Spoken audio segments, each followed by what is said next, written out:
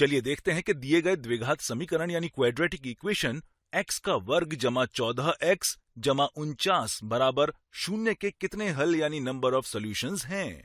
यहां इसे हल करने के अनेक तरीके हैं। हम इस समीकरण का गुणनखंडन यानी फैक्टराइजेशन कर सकते हैं और x का मान निकाल सकते हैं जो इस समीकरण को संतुष्ट यानी सेटिस्फाई करेंगे, और ऐसा करने से हमें इसके एक से अधिक हल मिलेंगे। आइए अब हम द्विघात सूत्र का प्रयोग करते हैं।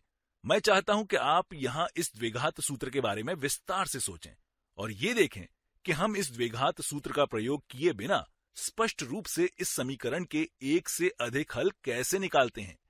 यहां द्विघात सूत्र यानी क्वाड्रेटिक इक्वेशन से हमें यह पता चलता है कि अगर समीकरण a गुणा x की घात 2 जमा bx जमा c बराबर 0 के रूप में है तो इसका हल ऋणात्मक b जमा या घटा वर्गमूल में b का वर्ग घटा 4ac और इस पूरे के बटा 2a होगा। यहां इसके दो हल होंगे क्योंकि यहां जमा या घटा का चिन्ह है। अगर b का वर्ग घटा 4ac एक धनात्मक संख्या यानी पॉजिटिव नंबर है तो आइए इसके बारे में सोचते हैं कि अगर b का वर्ग घटा 4ac का मान 0 से बड़ा है तो क्या होगा। हम जानते हैं कि ये एक धनात्मक संख्या है जो वर्गमूल यानी स्क्वायर रूट में है, और जब हम ऋणात्मक b को इसमें जोड़ते हैं तो यहां अंश यानी न्यूमरेटर के लिए एक मान मिलता है, और जब ऋणात्मक b को घटाते हैं तो अंश यानी न्यूमरेटर के लिए भी एक मान मिलता है।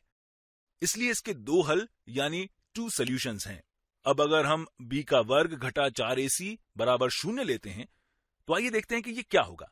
यहां ये व्यंजक यानी एक्सप्रेशन करणी यानी रेडिकल में 0 के बराबर दिया है।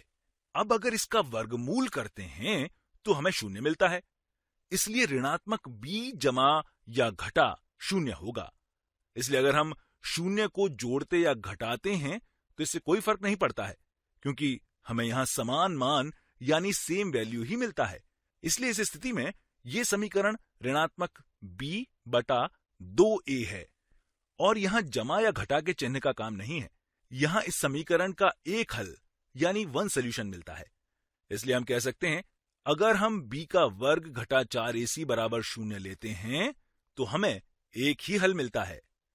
आइए देखते हैं कि जब हम b का वर्ग घटा 4ac का मान 0 से छोटा लेते हैं तो क्या होगा।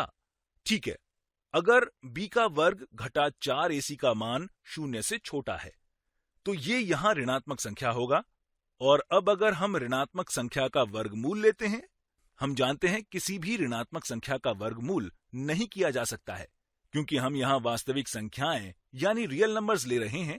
इसलिए किसी भी वास्तविक संख्या का वर्गमूल ऋणात्मक संख्या नहीं होता है। इसलिए इस स्थिति में कोई हल यानी सॉल्यूशन नहीं मिलता है, या हम कह सकते हैं कि इसका कोई वास्तविक हल नहीं यानी नो रियल सॉल्यूशन है।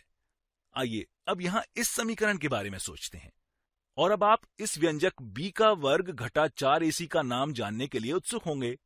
इसे हम विविक्त कर यानी डिस्क्रिमिनेंट कहते हैं। ये द्विघात समीकरण यानी क्वाड्रेटिक इक्वेशन का हिस्सा है। इससे हम इस समीकरण के हल की संख्या यानी नंबर ऑफ सॉल्यूशंस पता करते हैं।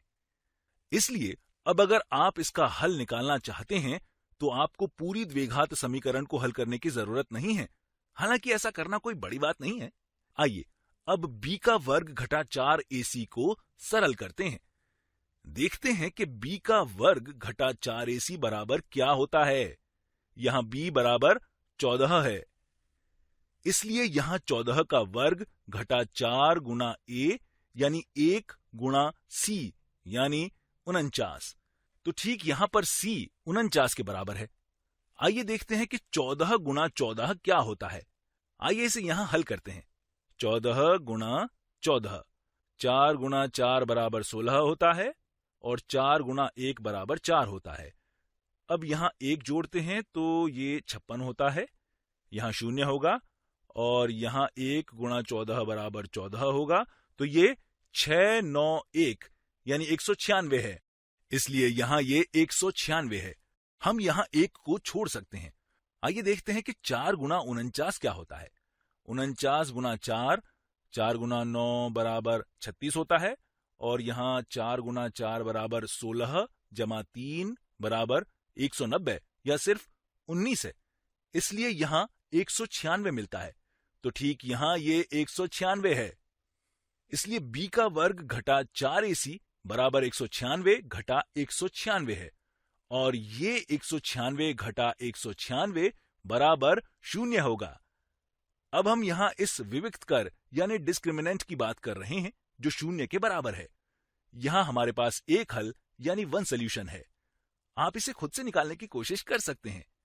अब यहां ये पूरा वर्गमूल 0 के बराबर होगा, इसलिए ये 0 हो जाता है।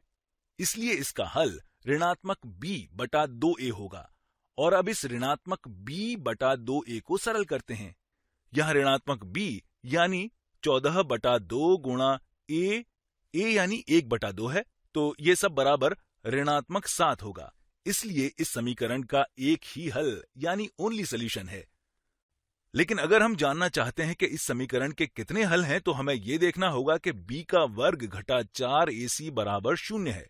इसलिए इसका केवल एक ही हल है।